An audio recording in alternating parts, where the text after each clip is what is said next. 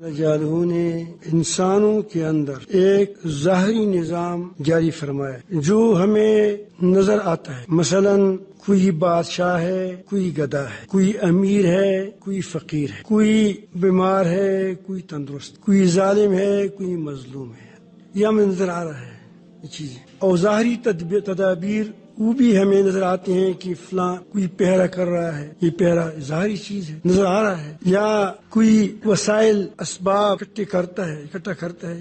یہ ساری تدابیر وغیرہ یہ ظاہری چیزیں. ایک ہے اللہ تعالی کی باطنی نظام، باطنی یعنی اندرونی نظام ہے جو ہماری نظروں سے اوجھل ہے، اور اس کا نظارہ یا اس کا اظہار کبھی کبھی اللہ رب العالمین واقعات کی صورت میں کرتا. پھر آدمی کو پتہ چلتا ہے کہ ایک نظام اور بھی ہے. دیکھو ایک آدمی ظاہری طور پر کہتے ہے کہ میں ایسا کروں گا تو میں اتنا اونچا ہو جاؤں گا، میں اتنا دنیا میں مقبول ہو جاؤں گا. یہ ایک اس کا ظاہری ترتیب. اب اللہ رب العالمین جل جلالہ نظام کیا ہے، وہ ایک باطنی نظام. اللہ تعالیٰ اگر اس کو اس نظام میں پنسانا چاہتا ہے جو اس نے خود بنایا ہے تو اس کی بھی ایک صورت ہوتی ہے. اگر وہ اس میں اخلاص ہے اور اس کو آگے ترقی دیتا ہے، اس کی بھی ایک اللہ پاک کے قانون نظام ہے. وہ ہماری آنکھ سے اجل ہے. میں آپ کو ایک دو واقعات بیان کرنا چاہتا ہوں. یہ اس لیے بیان کرتا ہوں کہ تقریباً اس طرح واقعات تقریباً ہر ایک آدمی کے ساتھ پیش آئے ہوں گے، لیکن آدمی خیال نہیں کرتا. کتنے بار تم نے موت کے منہ میں چلے گئے لیکن اللہ تعالیٰ نے تم بچایا ہے. آپ نے زندگی میں ایسے بہت سے تجربے کیے ہوں.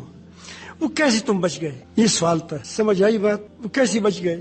بظاہر کوئی اسباب نہیں ہوں گے، لیکن اللہ تعالیٰ جل جلالہ نے ایک ایسی ترتیب بنائی کہ آپ بچ گئے. میں نے اسی لیے اکرام الحق صاحب کا پوچھا کہ وہ آئے تھے. میرا خیال تھا کہ اس کے سامنے میں بات کروں گا. مجھے اچھا لگتا ہے کہ وہاں ہر واقعے پر گواہ ہو. یہ ہماری ترتیب ہے. تو کسی واقعے پر کوئی نہ کوئی گواہ ضرور موجود ہوتا، کیونکہ واقعہ تو اس کے پاس اس کے سامنے آیا ہوتا ہے. پہلے یہاں دیکھو، یہاں ایک کنواں ہے آپ کے یہاں درمیان میں. اب دیکھو یہاں تقریباً اس مجمع کے درمیان ہی ہوگا. اس وقت آپ کی گاڑیاں یہاں تک آتی، یاد ہے نا؟ یہ جگہ کچی تھی، یہ ساری جگہ کچی تھی. اور یہ برانڈا بنا تھا یا نہیں بنا وہ تو مجھے خیال نہیں آیا، لیکن وہ اکرام الحق صاحب کو پتا ہوگا، شاید تھا اس وقت. لیکن ہمیں اتفاق میں بہت کم جگہوں کو داخل کر دیا تھا. نہ وہ مسجد کو حدود کم کی تھی تاکہ لوگ آزادی سے چلے پھرے، کیونکہ ہم نے تو ویسے یہاں اور بھی کام کرنے تھے. گاڑیاں آ جائیں، ہم پیدل آ جائیں، چپلیوں کے ساتھ آ جائیں. تو یہاں لٹرینی تھی، یہاں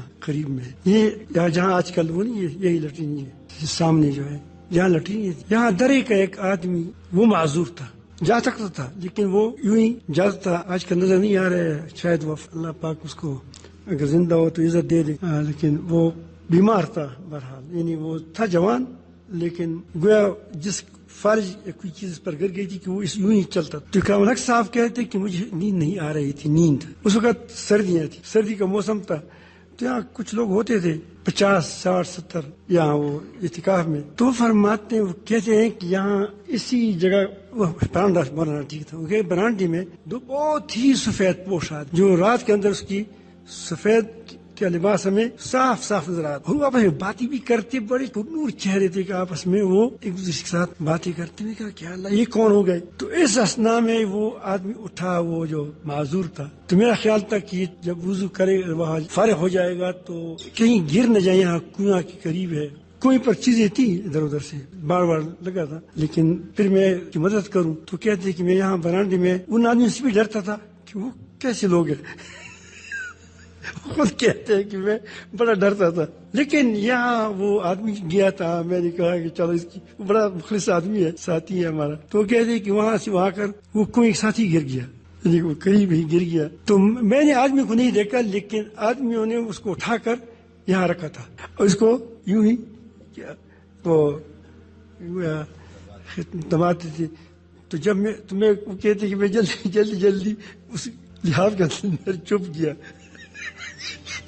اب یہ کون تھے، سمجھ آئی بات؟ اب اس کی مدد اللہ تعالیٰ نے کیسی کی اس آدمی کی. اب اس کو تو نظر آیا کتنے لوگ ایسے لوگوں کے اللہ پاک مدد آ جاتی ہے اور وہ نظر نہیں آتی.